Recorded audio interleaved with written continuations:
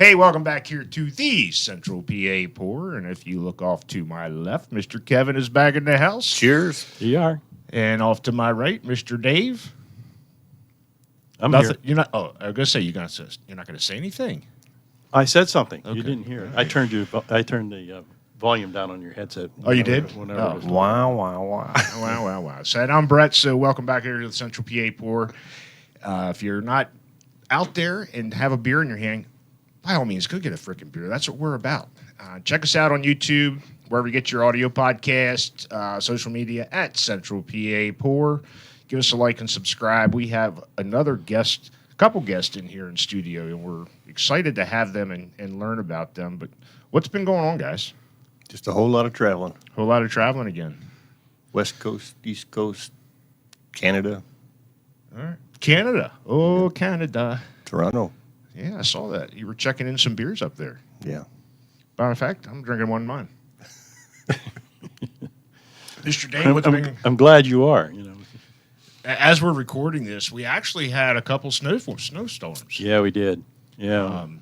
But, when this gets released, hopefully we're not dealing with snow by then because we're in April. We're all looking forward to the springtime. So, Yes. Unfortunately, for this last snowstorm, somebody was out of town, and it's the only person in the neighborhood that owns a snowblower.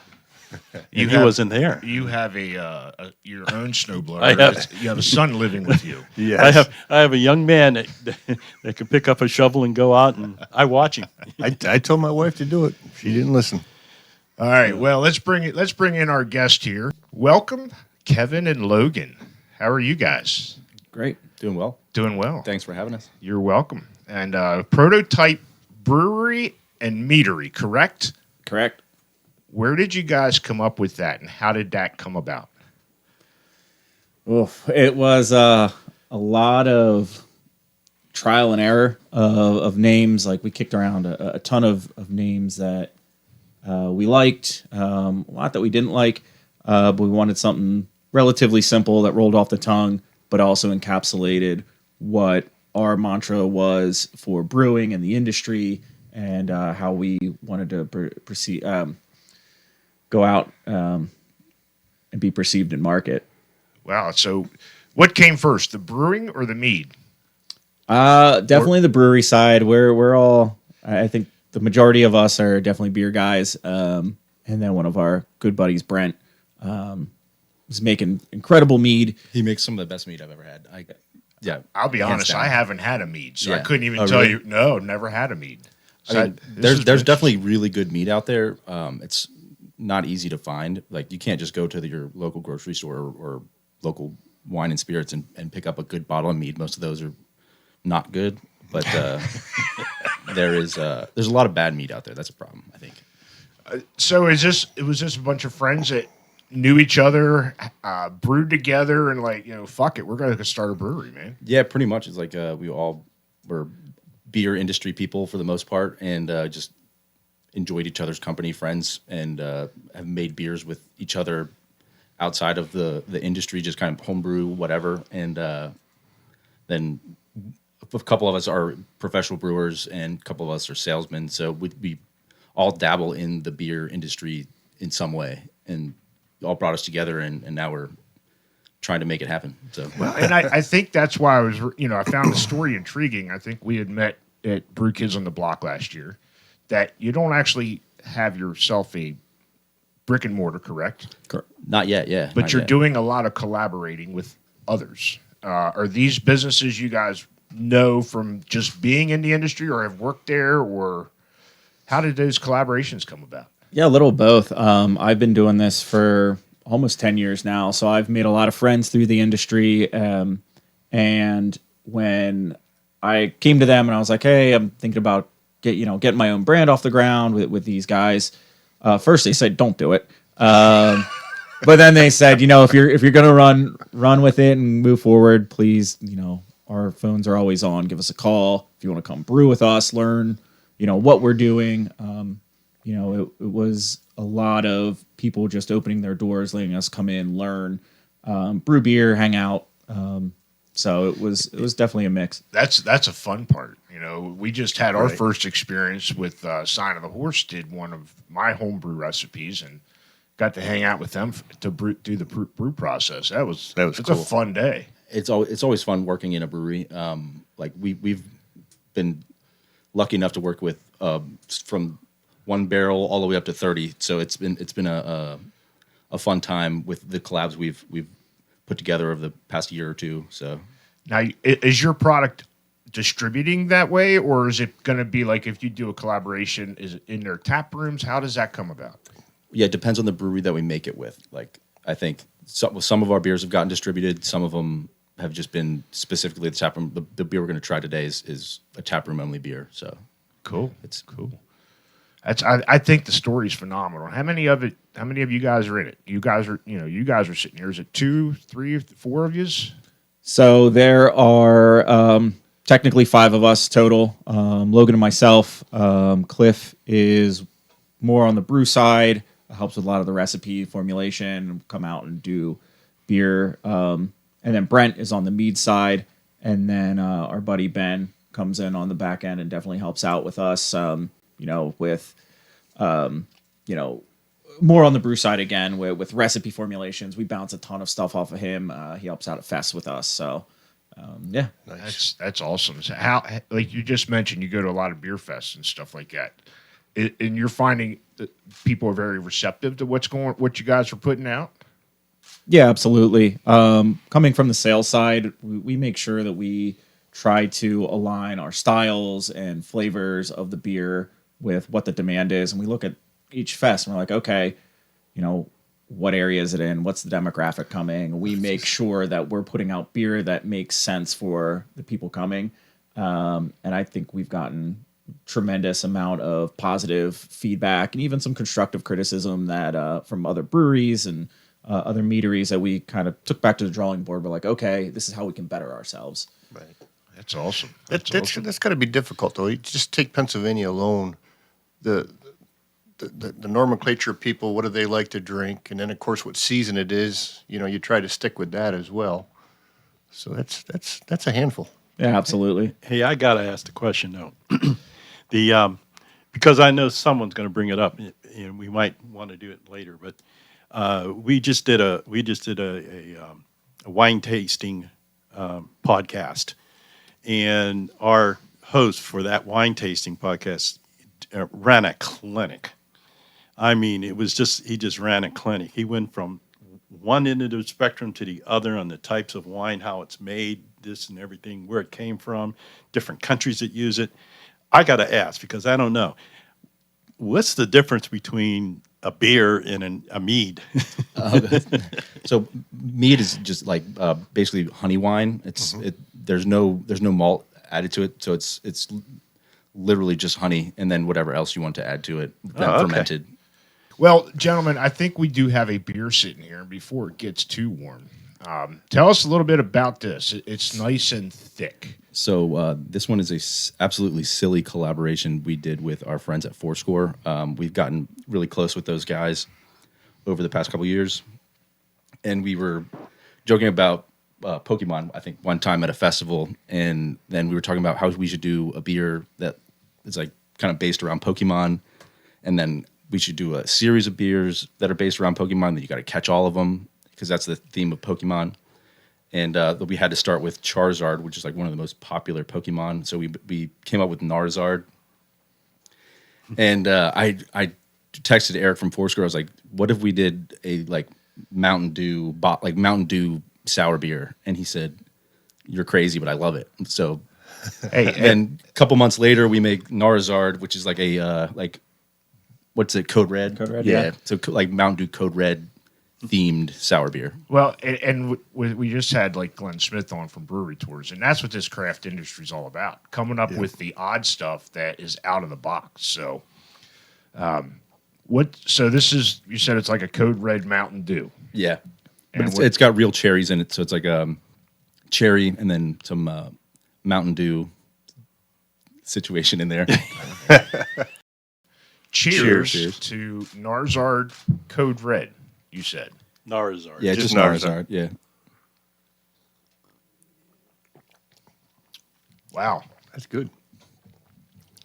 that's dangerous. Yeah, it's a melted popsicle, basically. That's It- pretty close. It wasn't what I was expecting.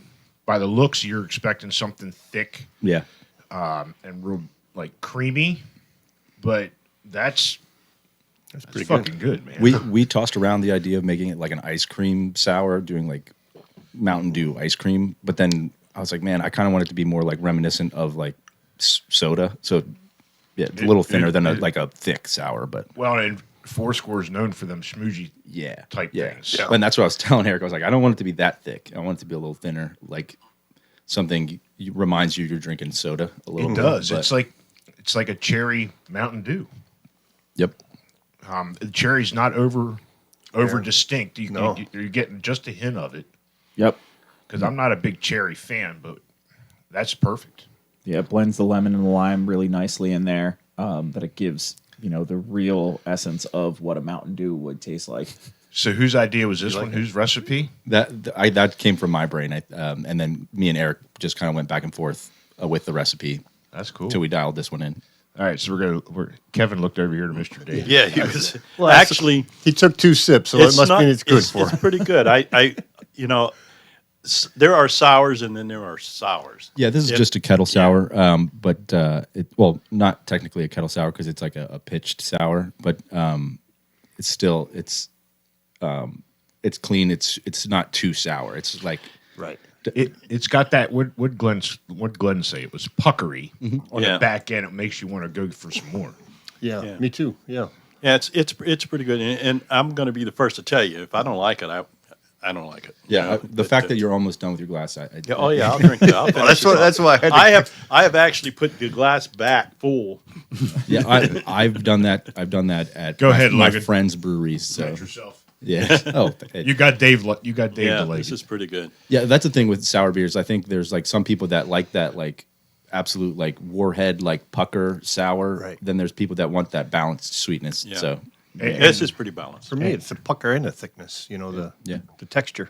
Well, you had mentioned Fourscore.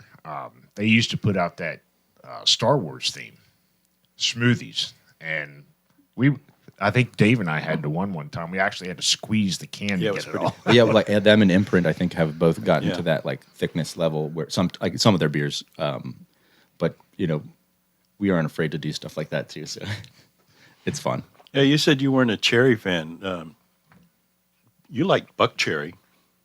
You mean butt fucking cherry? No, that No, was like there. Buck That Cherry was, the band? That was yeah. There's a whole story. There's behind a that. there's a giant story behind it. We can't go on the air with it. We'll talk to you later about it. Okay, deal. It's all good. You want a refill? There's more. I've seen it still coating the glass. I mean, it's Yeah, thick. it's good. Leaves a It nice is. residue. And this is what tap room is this going to be only at Fourscore? Yeah, it's gone now. You can't get It's it gone. anymore. Yeah, It's probably the last 2 cans in existence. but we are making another collaboration with them. In I think it's coming out in April, or actually the end of this month. The end of this month. It's called Frogger Lager. It's like a leap year lager. So look forward to that in their tap room. Are you going to use the old Frogger video game as the can art? Yeah, something like that. That'd yeah. be cool. Yeah. Hey, you had mentioned about doing the Pokemon themed brews.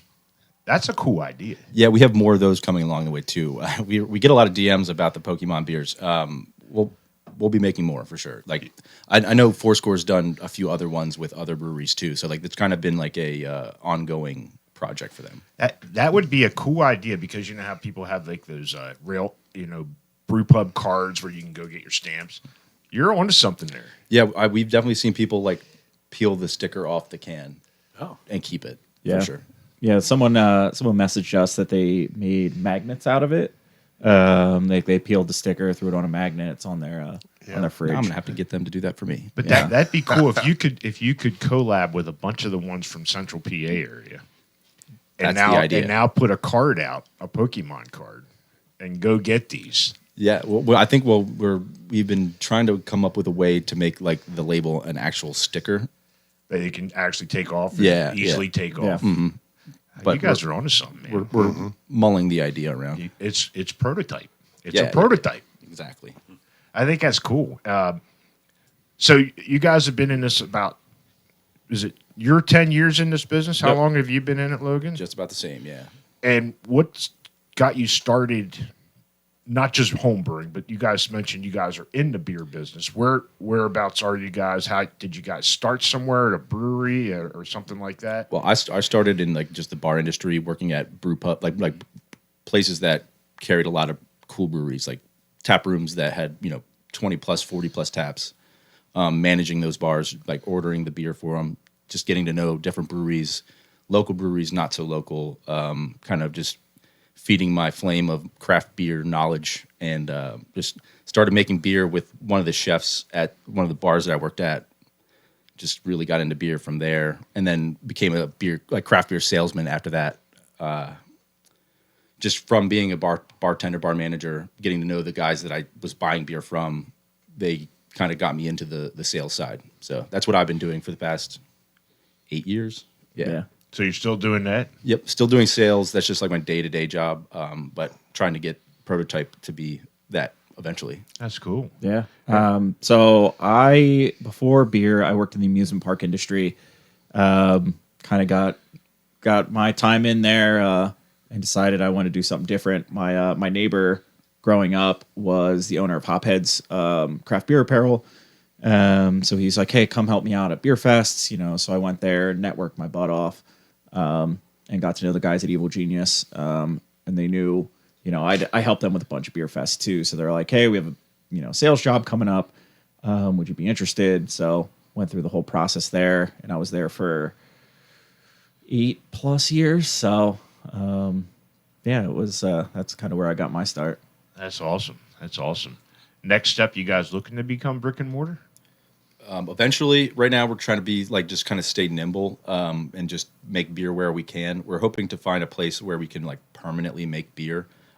We have something in the works. Yeah. Yeah, it's tough. I mean, the beer industry has changed a lot over the last 2, 3, 5 years. Oh, yeah. And we've seen a lot of our friends go through some trials and tribulations, and we've kicked around a ton of ideas. We've looked at spots, and there are breweries that have gone out that have been up for sale, and you got to look at it and go, okay, so there's a reason why, Right. Most of them aren't because someone wants to retire. So it's like, can we overcome whatever their pitfalls were?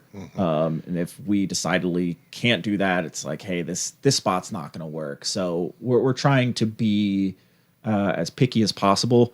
There will be a right time to do it, a right spot, right circumstance. But we just want to make darn sure that we're in that right space. Yeah, and you don't want to jump in too quick and have that fall, because we've talked about it. There's been, there's been a huge boom in Pennsylvania, and there's some that are folding, but then there's some that are expanding, and there's new ones coming in. Right. Yeah, and I feel like we've become friends with a lot of like the really good, successful breweries, and we're trying to kind of watch what they've done and kind of mimic their path. But we, like he said, we've being as picky as we possibly can, because like it's a big investment to open a brewery, and to open the brewery we want to open. We don't want to do anything short of that. So Right. Yeah, I don't blame you. Be picky about it, because you don't want to go in and the next thing you know, 6 months down the road, you got to close up. That'd be horrible. or yeah, like land, like if you're just renting your space and like the landlord kind of jerks you around. There's been a lot of like horror stories about that type of stuff too. So it's kind of, I think, good that we're being picky. We just want to start getting beer out there so people can drink it and like get to know that we make good beer. And You do, man. Yeah. If it's anything like that, I can't wait to try the second one. Yeah, it's awesome. And you guys, you said about 2019, you guys got together, officially started pushing the name 2020 during the COVID year. Yeah, so 2019, there is definitely a distinct point in my mind where Prototype came about. When I was working with Evil Genius, through one of my contacts, I got a phone call. They're like, hey, we're throwing a beer fest in Jacksonville, Florida. So I was like, cool, we'll come down, went through all the process, and Cliff and I were super close at the time. And I was like, hey, man, I need help at this fest. You find your flight down there, and everything else is on us. So we were walking back from the brewery to our Airbnb, and I looked at him. I was like, "Why can't this be ours? Like, why can't it be our brand, us doing this?" And that's kind of where it came from. And then once we got back, we're like, "Yeah, let's put a business plan together. Let's figure out where we want to go with it." And then from there, we talked to like Logan and Ben, and brought Brent into the fold. Then very quickly, just because. My expertise is on the business side, on the sales side. Cliff's good at brewing certain styles, and then Ben's really good at brewing other styles. Logan has the wholesaler standpoint. He's also a great brewer, and then Brent has all the mead knowledge in the world. But from 2019, that was January or February of 19. We kicked it around. 2020, we announced our first fest. Unfortunately, COVID hit and we had to postpone it, but that was the first, that the world heard of Prototype. Mm-hmm. Now, being that you guys are a collaborative almost right now, Yep. do you have to get a license to be able to sell or distribute your beer? How does that work? Not being a brick and mortar. So we kind of business? get around it by like making beer with other licensed breweries. Okay. Technically, we're a marketing company. Yeah. I call us a beer marketing company on paper. Yeah, as like far as insurance wise. Yeah, as far as the government's concerned. Yeah. We help with social media marketing. We push it out there. And also like we introduce the collaborative breweries that we have. We also introduce to other collab breweries that we know. Mm-hmm. So we're helping them out. I mean, as much as the people that have offered us, open doors, we're the same way. Sounds like Essex Home Brewing is going to have to collab with Prototype. Right. Sounds good. Be a good day. Drink some beers. Yeah. It might not make it to the end. Been there, done that, right? Too many times. So did you guys start all grain brewing right off the bat, or just like us, we went with the kits on the top of the stove? Well, I made a couple extract batches of beer with a chef that I worked at a restaurant, and we were definitely shouldn't have been doing this, but we were making them in the restaurant. We won't tell. Yeah, fermenter on in the walk-in in definitely not legal because this place had a liquor license. But yeah, we were just messing around, making big dumb double IPAs, and then I was really really obsessed with Belgian beer, so I was trying to make weird Belgian beers. Some of them were really good, some of them were really bad. Especially because the temperature fluctuation in the restaurant from just where our fermenter was, it was just not conducive to good beer. Right. But from then I got the bug of I had got myself a 3-vessel system at home, with half barrel kegs cut open, and was doing 10 gallon batches at home by myself with a buddy, and kind of just making batch after batch after batch. And then I got really into making mixed fermentation sour beer. I caught my own yeast, spontaneous yeast in my backyard. And then the beer you're going to have later is kind of a derivative from that. So you say you got yeast in your backyard? Yeah. It was a cold winter night and it was windy, and I made some wort, and it's unhopped wort. And then I set it outside with between a couple bushes in my yard and covered it up with cheesecloth, just hoping that yeast and bacteria would get in it. And then that morning I woke up, the next morning, I left it out all night. The next morning I dumped it into 3 1-gallon growlers, or 1-gallon fermenters, and just hoped that they fermented. Checked them periodically. 2 of them didn't do anything, just sat there and didn't ferment nothing, just worked. The other one, and it probably, if I'd let it sit, it probably got moldy, but the one fermented great, tasted out of this world. It tasted like a sour beer with fruit in it. So I was kind of blown away, and then just started making beers with that yeast. Huh. Every batch was that yeast. So, and this is 8 years later. So Also, this is still some of the same strain. Mm-hmm. Wow. I don't know if I want to put a beer out here in between our trees. I don't know what it would catch. yeah, I was just kind of just listening to a lot of sour beer podcasts and listening to like reading the Milk the Funk. If you're familiar with Milk the Funk on Facebook, it's like a mixed culture brewing Okay. Facebook group. Great for knowledge if you want to know anything about sour beer and mixed fermentation. For all you guys listening out there, Well, I'll put a link in there. yeah. Check And then like the guy from Melomink, his blog, Dr. Lambic, his blog is great too. Yeah, well, I wouldn't mind getting those guys on Mellow Mink up there. We've had a couple of their beers Matt's a wealth of knowledge. early on. We had a couple of them, and they were sours. I think they were. They're good. Yeah. I haven't actually been there yet, but I want to get there. So, what do you guys enjoy most about this venture? Oh man, I mean, as cliche as it is, the people, the relationships that we've created. Some of my best, like these guys are my best friends. Like I met them all through the industry, but just getting to know people. Brewers are some of the nicest people in the world. You know, they want to show you their digs and all that. So anytime we travel, like we went over, my wife and I went to Italy over the summer, and you know, we made friends over there and through beer. You know, we have invites to go brew overseas just that'd be cool. through those friendships that we made. So like, you know, the people, the community has been tremendous. So, you didn't know any of these guys before? No. I purely met Kevin because of beer. Yep. That's cool. That's interesting. That's cool. Yeah, and our friend Ben, he's one of my best friends. He worked at Collusion, and I met him because I just walked into Collusion because they had just opened. It was like the first month they were open, maybe like the first 2 weeks. I walked in that they weren't quite open yet, and it was like 3:45, and they opened at 4. And I walked in the tap room, and I'm like just like kind of looking around, and Ben came in from out of the brew house, and he's like, "Hey, what's up?" And I'm like, just trying to see what's up with this new brewery. And then like from there on, like literally we became thick as thieves, man, just best friends. So, and I've made plenty of beer with Collusion now. It's like Jared has been quintessential in making prototype a thing for sure. Yeah, Jared's a hell of a guy. You walk into Collusion and your eyes are like bug-eyed because he has that huge board with all these beers on there. Yeah, and that's one thing about him, man. He can nail any style. Like Czech dark lager, he can do it. Yeah, he does great. His Pilsner's really good. Out of this world. Yeah. Yep.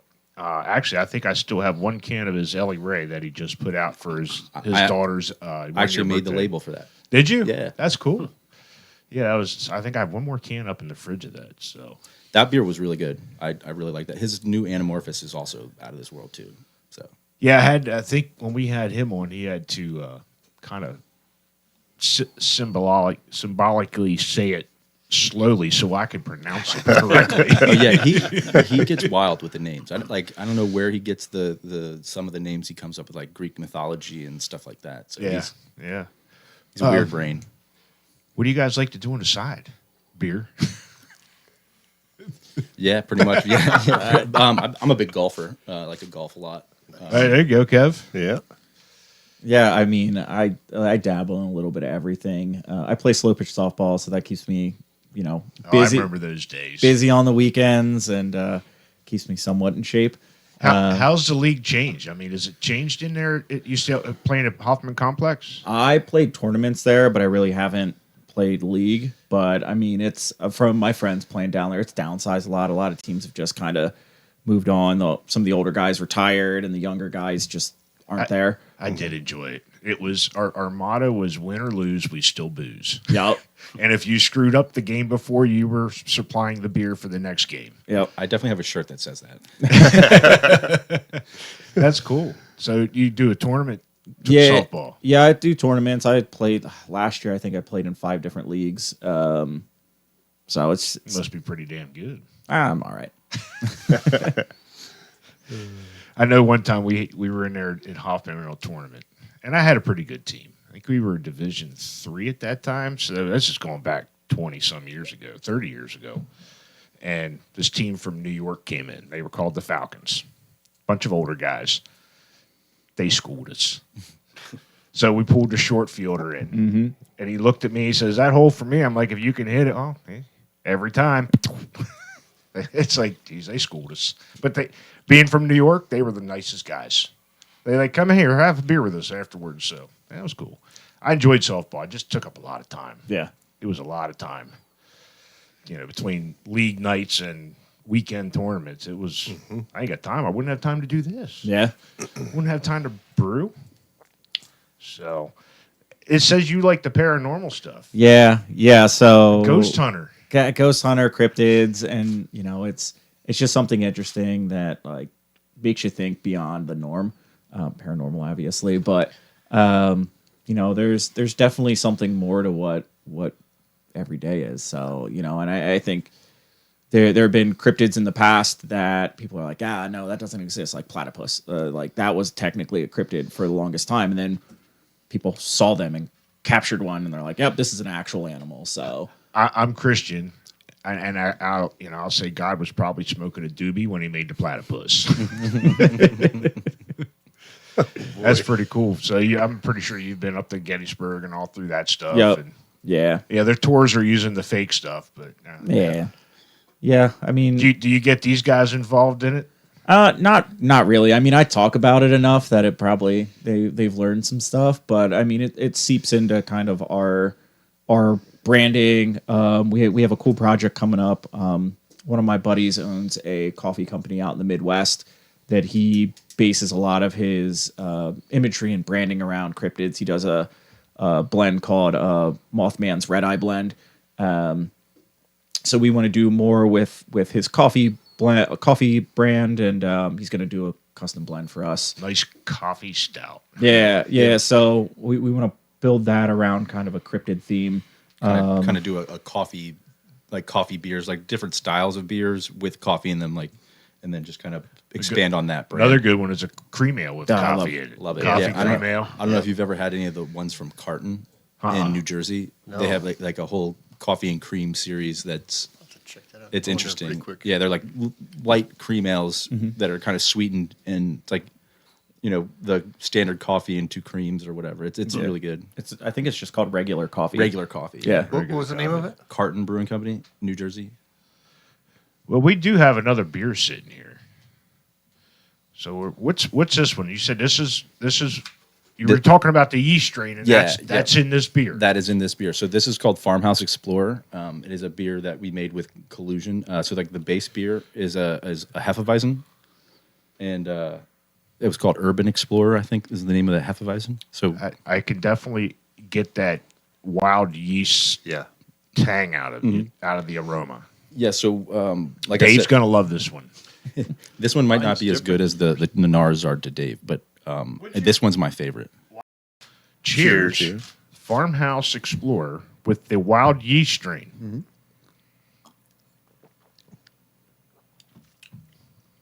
Oh, that's pretty good. Definitely going to be more sour up front than the Nars are for sure. Yeah. And that's the wild yeast. Yeah, the bacteria for sure. We've had some wild yeast strain sours, and this is an acquired taste. Yeah, so my like thing about these beers, like if you're like your first initial sip might be a little shocking because it's like, whoa, that's sour. This beer gets better the more you drink it. Yeah. It's like Dave, do you hear that? Your mouth gets used to it. I heard that. I'm not sure that So I'm going to get to that point, though. Drink the fuck up. Drink the fuck up, and you'll get used to it.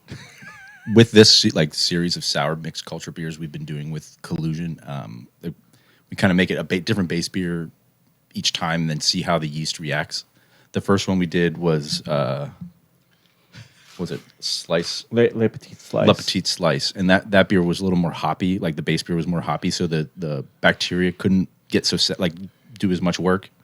This beer was a Hefeweizen. Hefeweizens don't really get much hops, so there wasn't so much like IBUs combat the bacteria from making sour. So this beer did not have many IBUs, maybe 15, 20. And that's typical of a Hefe. Right. So the bacteria kind of got pretty sour. And I'm surprised that you said this is 8 years on this wild yeast strain that you got from your backyard. Yes. Yeah. So it's like I said, it's created 14, maybe 15 different beers since I've caught it. 2 now professionally. Now, when you extract the sludge from the bottom, Yeah. The yeast slurry. Yeah. yeah, the yeast slur. I call it yeast poop. But Yeah. what do you do with that? You just Oh, I just make another beer. you refrigerate it Yeah, then so to like- keep it? Well, so what I did, Because I have yet to do that. I'll buy the packets, and when Yeah, it's like- done, it's done. when like the first ever batch I made, like when I didn't even drink that beer. Like I tasted it, but I didn't drink it. We just dumped it and then made a another starter with what was in the slurry in the bottom, just another yeast starter, and then made another beer really quickly, just like a simple pilsner, like malt, wheat, and hop. And that was kind of very simple, basic beer. I find that interesting that I've read about it. I've seen people do it. Yeah. I have yet to do it, but yeah. And then I just basically have been kind of messing with it as it's gone, and it's Well, and like you said, Held up this over was a time. wild yeast. You're not going Yeah. to buy this in a store. no, you can't be like, I'm going to search this yeast packet online. You can't get that. Yeah, it doesn't exist. So it brings out a whole. And if you're not familiar with how beer works, the malts bring a flavor profile. Each hop brings something different to the party, and the yeast bring into finalization to a different flavor of it. Yep. Yeah. This is like these beers are like a showcase of what the yeast and bacteria can do, because really you're not tasting the base beer at all. It's mostly the bacteria. and Yeah, yeast. it's that. Yep. What's that? Perticulatus? Is that wild yeast strain that people use in the sours? What's that one I sour? don't remember. Glenn brought it up Yeah, he did. in that story. So like if you're like this specifically probably has like Pediococcus and Lactobacillus would be the bacteria. Lactobacillus. That's the Yeah, one. those would be the two bacteria that make this beer sour. And then Brettanomyces is the yeast that gets it dry. It's good. I like it. It's definitely sour, yeah. but again, it's an acquired taste. it also has like kind of like almost like peach and like apricot. a little bit of apricot. Yeah. Yeah. Yeah, there we Yep. go. That's exactly And- what I'm tasting. You don't want to give this to somebody that don't like craft beer because they're going to No, be definitely turned off. Yeah, this is more like your like lambic nerd type of guy that wants to drink something like this. For Yeah. sure. Now, do you guys find yourself doing more sours, or do you guys do all kind of beers? Wherever the wind takes us. I mean, we have our passions, like Logan's, the wild ales and the sours are definitely his passion. But I mean, it really depends on the brewery we're going to and what we want to learn too, because we did close to 30 collabs last year. 30. Yeah, Wow. yeah. So 52 weeks. Wow. yeah, it was a busy year. But there are certain breweries that do certain styles really well, and we want to learn. So it's like, all right, hey, let's do a stout because I know you kill it on the stouts. Show me your ways. So it really depends. I love stouts, so I'm always I was gonna more ask, what was your partial to that. favorite? Yeah. But yeah, it really depends. That's cool. Yeah, I'm all over when it comes to styles. I like lagers, I think, the most, but I wish I could lager. Someday I'm going to learn. I'm going to have a lagering tank here that I can control it. get a like upright freezer and get one of those temperature Big controllers. birds or something. Yeah, yep. That's what Jared did with his like small pilot batch. Like he put 1 barrel fermenters in stand up freezers and temperature control the whole thing. It's a good way. I think it's a good way to make small amounts of beer like that. You can also get like pressurized fermenters, and you can make lagers like that too, Yeah. Okay. And it under pressure. haven't gotten that far yet. Yeah, fermentation under pressure is definitely like a next level thing for homebrew. But they make the equipment; it's just expensive. Oh yeah. I think if you get that far, we might as well just open up. Oh no, we're going to do what they're doing. I'm not open. I'm not giving my weekends up, man. Yeah. I mean, eventually, we definitely are like our goal is for sure to have like a brewery restaurant situation. We've looked at multiple locations. It's just nothing has been the right fit. We have a place that like could potentially be the right fit. It's just not the right time yet. So Central PA located. for sure, yeah, we're like he lives in Camp Hill. I live in New Oxford, and Cliff lives in Harrisburg. So we're all You're looking more the Dauphin County area up there. not necessarily. Could be York County. Could be Cumberland. Could be Where Adams. Yeah, It's all about location. As long as it fits for us and fits for where the location is. Like, not every you can't like if we were in the like Big River where Thirsty Farmers, we couldn't make some of the things we want to make. You know, like people out there, they want lagers, they want simple. yeah, They and want that Helles. They want that Pilsner. and Yeah. which and I respect that because I like those beers. Like Thirsty Farmer, I was there a couple weeks ago, and man, their beers are great. I mean, I think that's what we found out with Martin from Gunpowder. He's strictly German-style beers. He Yeah. doesn't venture Yeah. outside of that. It's German-style beers, and it's phenomenal beer. Yeah, at least Yeah. you, at least Oh you my know God. what you're gonna get. We drank 5 or 6 the other night, Cindy and I. Well, I guess 2 weeks ago, but yeah, that was it's- good. You know, and there's certain breweries that, you know, they're all like Collusion. He's all over the map. He Yeah, does yeah. he does it well. And certain breweries only do certain styles, and they just Mudhook, for example. They have their 6 beers they really like to do. And Yep. Yeah, and I mean, breweries are businesses. Yeah. So you got to look at, there are a lot of breweries that I talk to. They're like, I love lagers, so they just brew lagers. I'm like, cool, but what are your consumers right. looking for? You Right, know, right, if they're bringing in, the whole family, do you have something for the whole family to drink?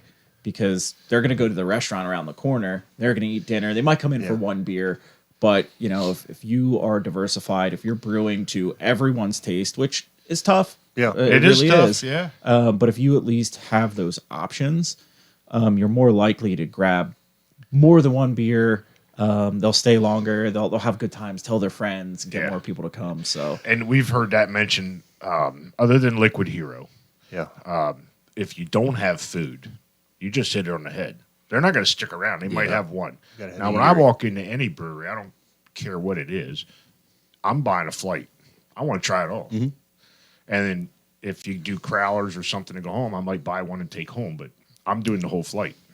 Yeah. Sometimes two. The market's so tough, though. I was, just in Toronto reading some of the reviews on the one place we visited, and the realm was so far over here about the eatery and this and that.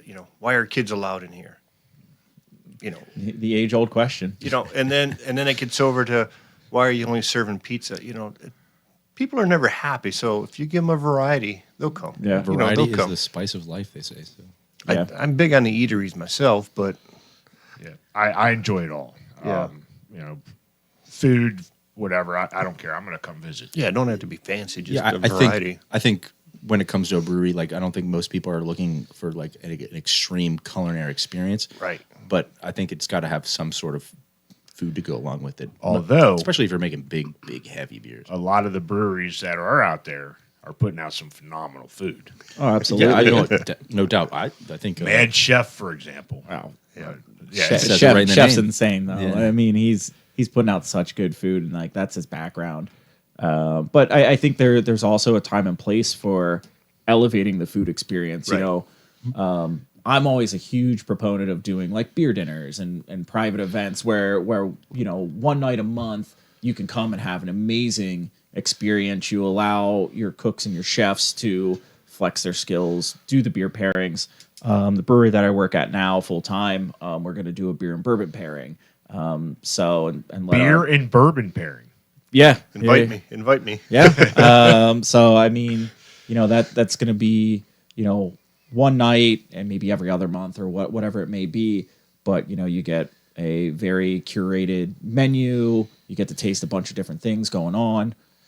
We'll roll out some special pours and whatnot. But Dave's mentioned that we'd love to have somebody come on here and talk about a beer pairing with with a certain plate of food, Sure. like they do with wine and cheeses and shit like that. I used to manage a bar, and we would do monthly beer pairing dinners and beer school. beer school. It was I would host for 90 people 2 nights in a row once a month, and it was a different brewery every single time, and we had such a good time. And we would like teach people about the beers and why they would pair with the food, and kind of school them through the food too. It was honestly That's one awesome. of the best experiences that like helped my like beer knowledge for sure. That's content. Yeah. For me, Yeah.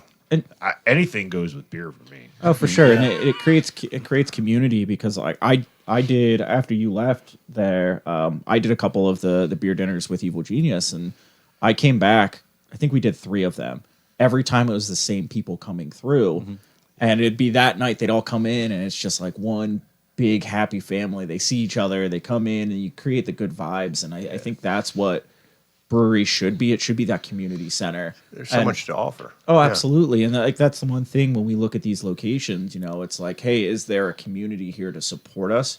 Because we want to support them too. Right. And if you're going to put a business, you want to be part of the community and more than just letting people come in your door.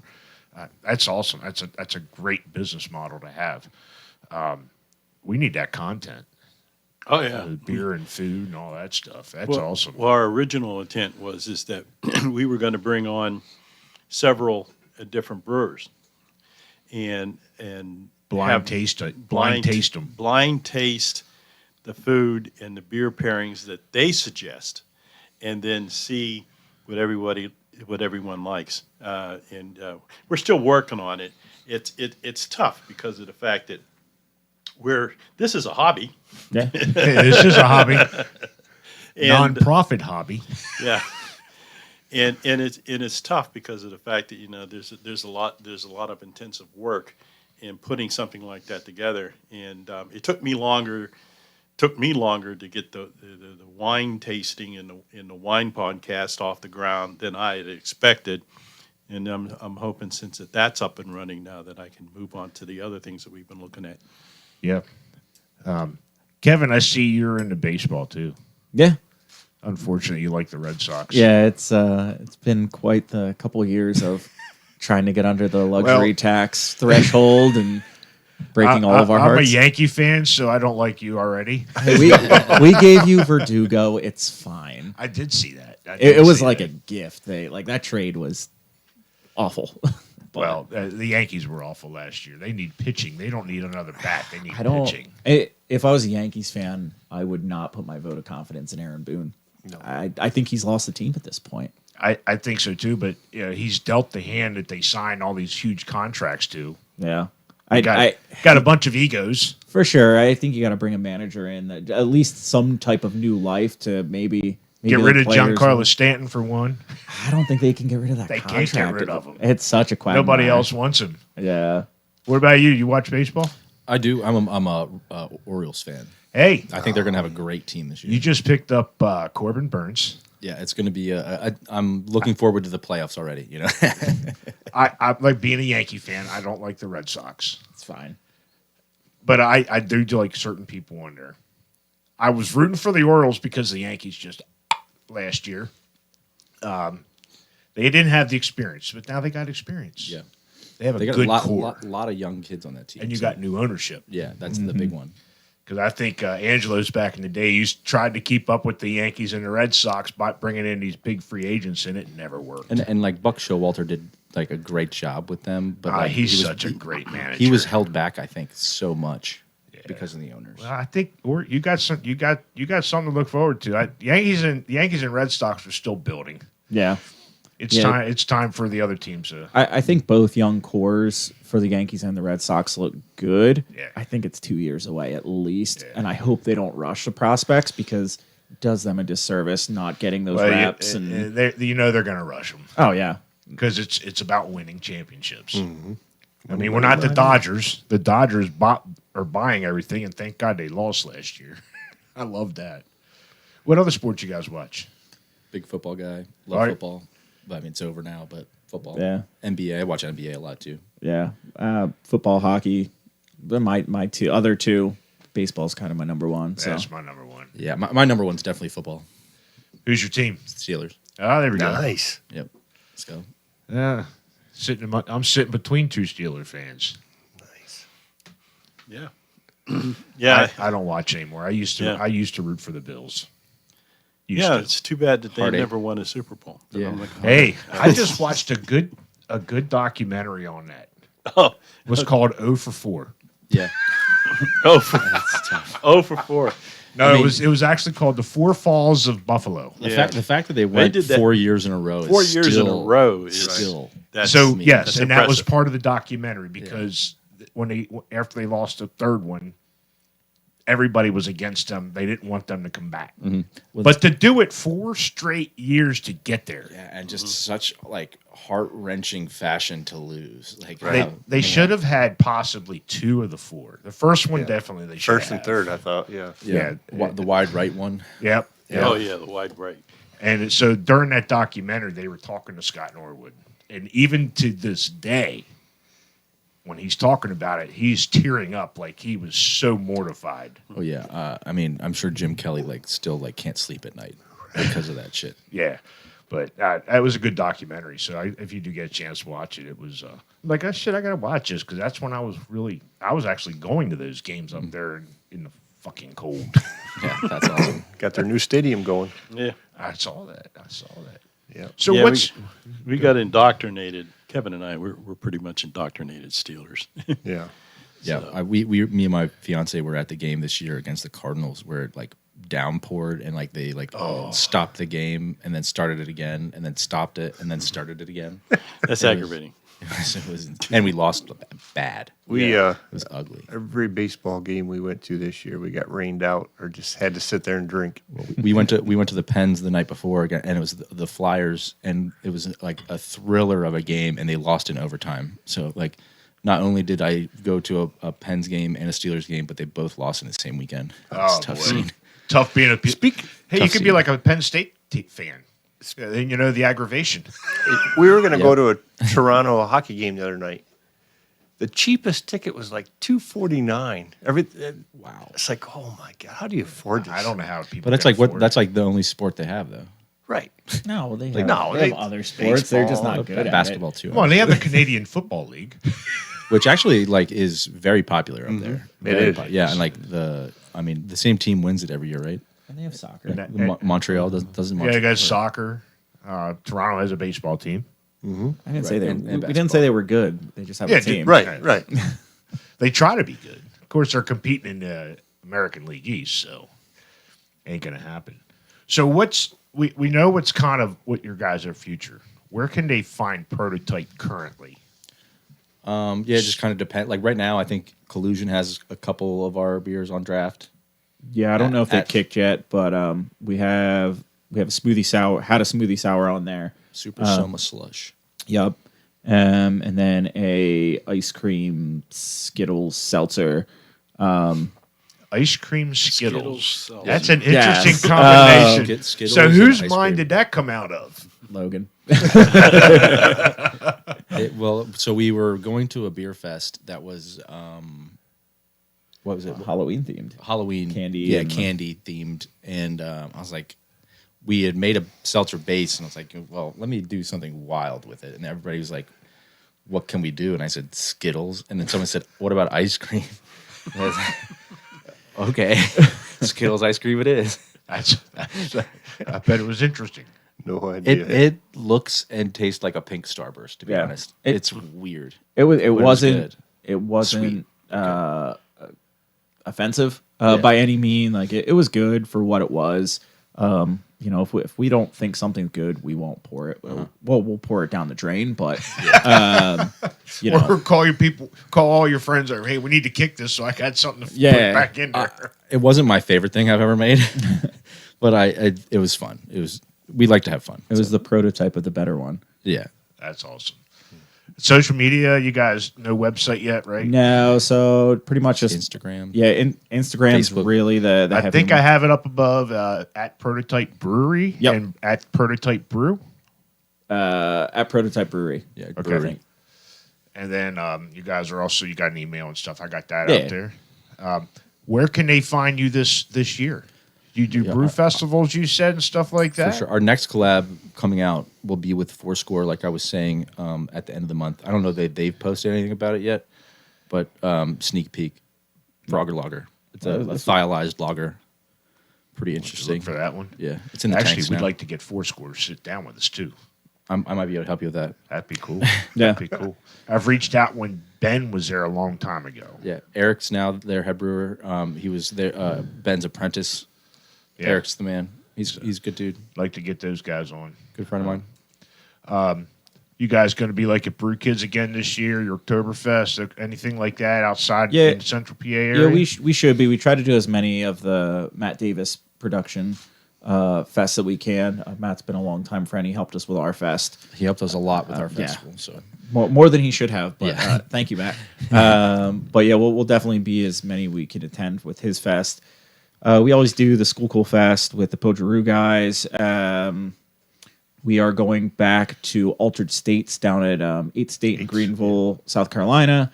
Well, you are spreading your wings. Yeah, Cam is. we one of got the- to know Cam at the 8th State, and he's just a sweet, fun, genuine dude. That's what you guys had mentioned, and we found out too that this community just isn't this area. It's No. it's broad. Yeah. It's kind of like people get to know each other, and it's like, I don't know, I think we all have a lot in common. And when we go to these events and stuff, it's kind of easy to connect. Yeah, Especially when you all have like-minded interests. You know, absolutely. And I mean, I think one of my biggest things is like I'm not scared to go talk to someone and like if I make an ass out of myself, it's whatever. But I'm used to that, but man. so a lot of the friendships I have are just because I walked up, tried a beer and just talk shop or whatever it may have been. But like Ultra States last year when we poured, like I was definitely fangirling a little bit. Like Hennick from Omnipolo was there. Yeah, it was like the who's of breweries. Yeah, it was wild. in the world. Well, Wow. we were just like, hey, Yeah. we're a little gypsy brewery. Yeah. Gypsy Brewery, I like Yeah. that. Yeah. That's pretty That's cool. a good name. I like that. Might have to be one of your beer names. Yeah. We have a long list of like a shared notes app thing that's So probably, these probably are 100 names long. these are going to be our OGs when we do finally get a place, right? Yeah, I mean, beer naming is arbitrary to a point. Like anytime that I travel, I'll pull up the random word generator and it'll spit out 2 words, and I'm like, that doesn't make sense. That doesn't make it on the list. But the ones that do make sense make it on the list. And Yeah, random word generator has named multiple beers. several, most. I mean, it's I'll use Untapped for like when I'm trying to name a beer here, Yeah. and I'll come up with a name. I've used the generator. Mm-hmm. Then you go on Untapped. It's like, there's a dozen or 15. Yeah. I'm like, need something Yeah. different. Yeah, Need something we different. always double check with Untapped before we're like, all right, someone's got to have used that name before. it's mind-boggling. Sometimes you're like, that's such a good one. No, there's no way it's not been used, and then you by surprise, no one's used it. Like we have one in the works for an Italian Pilsner that's going to be a good one, but it's can't believe no one's ever used it. So. Yeah. Well, it's just when we started doing our own grain recipes instead of not the kits. Yeah. Where do you guys source your grains now that so do you go to Scotts and Brothers. okay, I was gonna say the Bailey's is closed with Bailey the sold brew store, right? Lancaster. I will. I've heard Tim good sold things. it, Okay. or Mark sold it. So there is a new owner, but I haven't been over there since the new owner took over. I just ran up to Scotts and Brothers. He's cool. Yeah, in Lemoyne. Yeah, I would go like they always had the best selection. Oh, it's a variety. But wherever I can get it. Yeah. But coming up with names because we were on Essex, we tried to stay with more. I tried to stay more with traditional English style. I appreciate that. That's fun. And then I've done an English IPA I called Cobblestone Road. Devils and Skirts is my Scottish wee heavy, and that's actually a name that the Germans called the Scottish soldiers in World War One, and that's the one that's going to be on tap at Sign of the Horse. It's Scottish awesome. Devils and Skirts, Nice in Hanover. and the Red Line. Red We have it Line. on both. I haven't been to the new location yet. I'd go down there if you're looking for the food. Yep. Yeah. The beer's good no matter where. The Right, food's right. better in Red Line. They got a bigger That was kitchen. damn good. Speaking bigger speaking kitchen. of Sign of the Horse, have you been to Sworn in Mechanicsburg yet? I've been trying to get Jesse on. Yeah, Jesse's good. Yeah. We had him scheduled a while back, right when he was opening, and he canceled because he was just a lot going on. Yeah. So I've reached out to him a couple times trying to get him to come on. Well, that guy's probably busy. He's got a 1-barrel system, so that thing's probably on fire all the time. Yeah. So I'm trying to get him on. Yeah, he's gonna be a good guest. Like you guys have been a great guest. This has been a great story. Been good. Appreciate Yeah, it. it's been great. I can talk shop all day. And that's what we're here, man. We're here we're having fun. Yeah. Like I said, this is a non-profit business, even though we got equipment to pay for. Well, you keep giving me beers and they're good, and that's all it takes. So hey, we got plenty. We got some more up there. But Dave, any last comments? No, this has been great. I enjoyed it. And I do have to make a comment on the There we go. the glass that is, you can't see it on camera, but the one sour is still in the glass. Hang on. Hang on. Yeah, Yeah, bang it down, my friend. I don't see nothing. A man, It's empty. a man that will never let a beer go to waste. Hell no. That beer is available at Collusion right now. By the bottle, 750 milliliters. I think they're like $15 a bottle. All right, Dave, you're going to go out and get a couple, right? I'm going to buy you a couple. Yeah, Dave one should for probably you be and one racing for to you. get by. I'll get the campfire going. You get the beer. It's Yeah. actually, like I said, it's an acquired taste. Oh yeah, if you guys Yes. like Yes. for the listeners out there, if you like Belgian sours, lambics, And things that's like about, that. you just mentioned it. Yeah. That's Yeah. where that Belgian style's coming in. Because I love a Belgian triple. Tim March at Stony Run has a phenomenal Belgian quad. That's phenomenal. And it's like you said, it's an acquired taste because I'm like Kevin. I enjoy good stout, and I like barrel aged. Yep. Yeah, that's And that's ours. those are like two of my favorites. When I first met Brett, I met him over Guinness because we both like Guinness. But I mean, and And there's then a you lot of brought people. that 12-year-old Scotch, and I was like, Oh, that blew my mind that you didn't like good Scotch. Oh well, Kevin. Now Kevin, on the other hand, I'll drink Kevin it. and I, we enjoyed the 12-year-old Scotch, but poor Brett. But yeah, there are people that don't like different types of beer, and I can understand that. "Oh, it depends on how long you guys want to hang out. I'll crack some more barrel aged." That's true. I'm good to hang for a while. Yeah. Yeah. There you go. But yeah, we definitely plan on making some barrel aged beers. We have some friends that can get us some nice barrels. Cool. We need the space to do Need it. That's space, the- right, need yeah. space. And we, Mark and Jeremy from Dover, they're still looking for their place to put Yeah. their foot down. It's like you guys had mentioned. It's tough to find that brick and mortar that's going to be the right fit at the right time. Yeah, And and like real estate is wild, man. Yeah. Even just like buying a house it's wild. But Not like get any better. commercial No. real estate's worse. I tell you what, I got an offer for you. I know where you're going with it. I already know. I got an auto repair business. I will sell you tomorrow. I already got one in the family, so it's It's big enough to put your barrel house in there. Where is it? West Jordan. Nope. I'm kidding. I'm not ready to sell yet. Kevin, any last comments? No, thank you for one. I kind of like both sours. They were totally They're unique. completely different. Yeah. Yeah. I was just initially I was going to say I like the cherry better, but I don't know. I think they were both good. That cherry, that Pokemon version was really good. I forgot the name of it, so I'll just call it the Pokemon version. I think fine. that would be cool though if you guys do a Yeah. Pokemon hunt at Yeah. different That'd be cool. breweries with that collab. We definitely have another one coming That'd be cool. soon. yeah, And yeah, the Baja Blast fans out there might rejoice. yeah. There And, we go. and I mean, we try to tie in something beyond just making the beer. So like Baja Blast, it's the 20th anniversary. So I'm like, cool. That makes so much sense because it gives that, third hook of the beer. Like I grew up in the beer industry on the sales side. So it's like, you have to have three hooks. It has to be a great quality beer, name or something else that grabs you in. And then beyond that, like marketing. What marketing can you put behind it to get people interested? And with Pokemon and Mountain Dew and that whole lore behind it, there's so much that we can just pull in. You guys could come up with get somebody to create a Pokemon ball with like a little ornament of prototype inside. Yeah, that would be cool. Wait till we're a little bigger. I guess my last question is, with a sour, Yeah. how do you go wrong? Because you might not like it, but I might love it. I mean, unless it's totally skunked.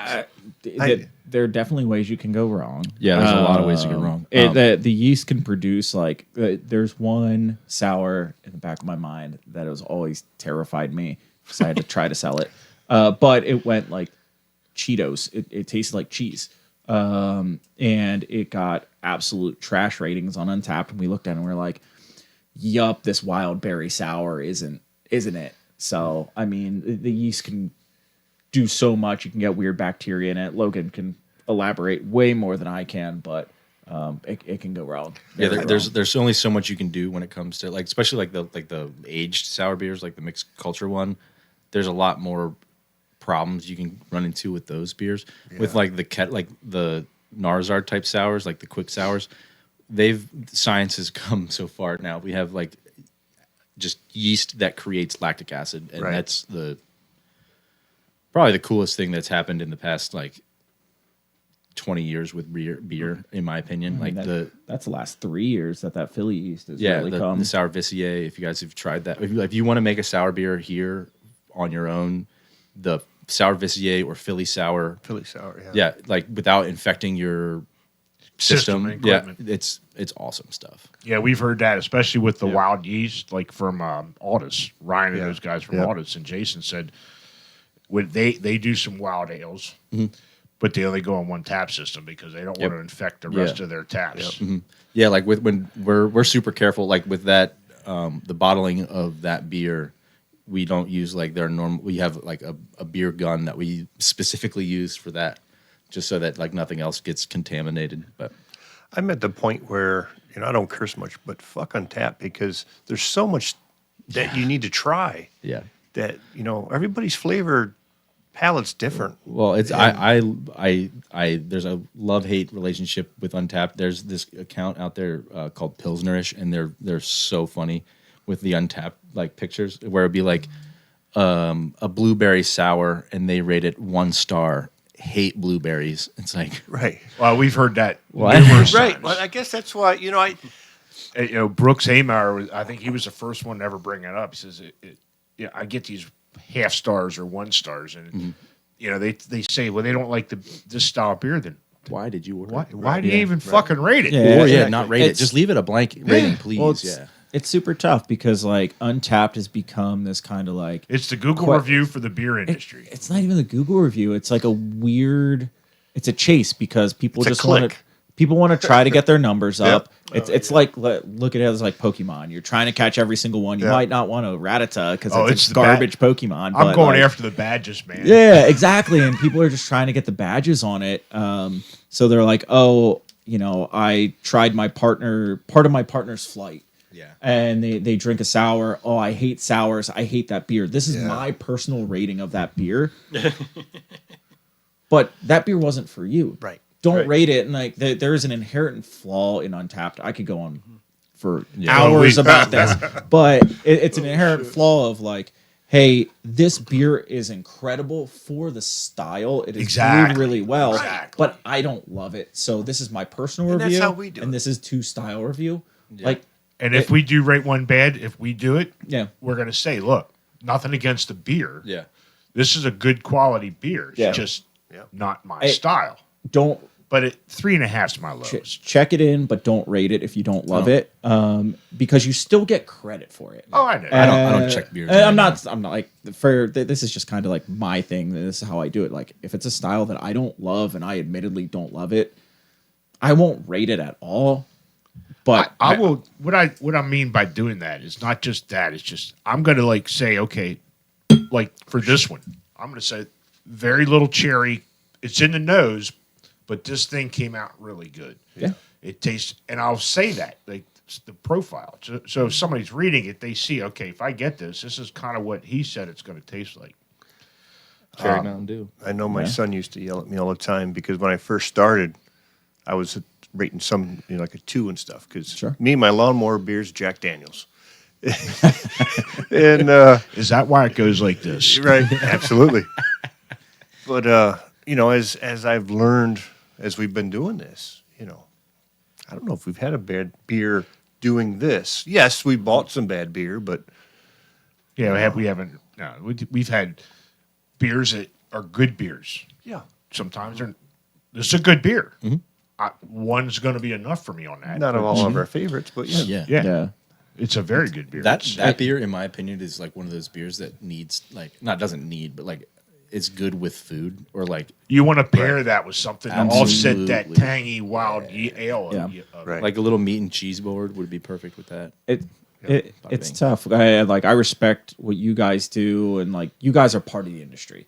And we found that out. We're part of this community. Yeah, now. 100%. Thank you. So like you guys understand the plight of Untapped and how much it does mean to brewers. Like brewers look at, hey, my average rating on Untapped is like ours right now is a 4.04. That's good. That's Everybody's good. like a 3.38. Yeah, That's the golden number. Yeah, and when a lot of people look at breweries, they're like, oh, I don't want to go to such and such brewery because their average Untapped rating is a 3.57 or whatever because they've been around for 30 years. Yeah. And the last 25 years have been not so great, but the last 3 years have been awesome.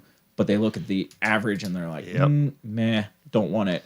But then there's also this like inherent bump of like, I tried a IPA from Brewery X and they're highly rated. So in my mind, it's a higher quality beer, but I could have a better beer from Brewery Z, but I rate it lower because in my mind perceived as a lower beer. So it's super tough, but You could literally have like who did, I think it was Fourscore. They made a beer that was literally like they made the same beer, right?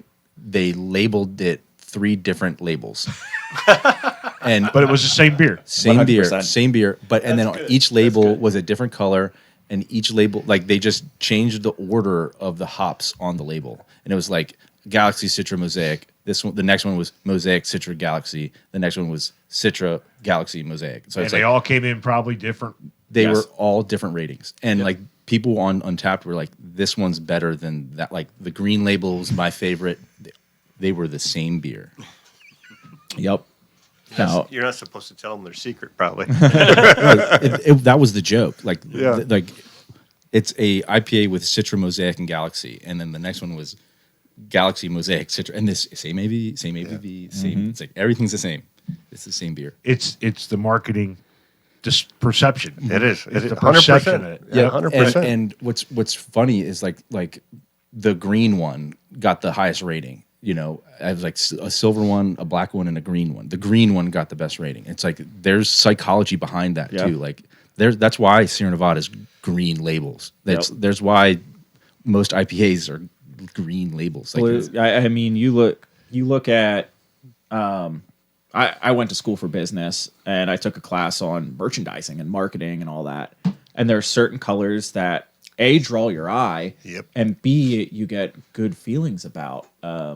So I mean, it still goes into beer labels. I mean, it doesn't surprise me that the green one was the Like highest a rated. red car is Right. people are going to buy a red car. yeah. Even though it's the hardest to repaint Yep.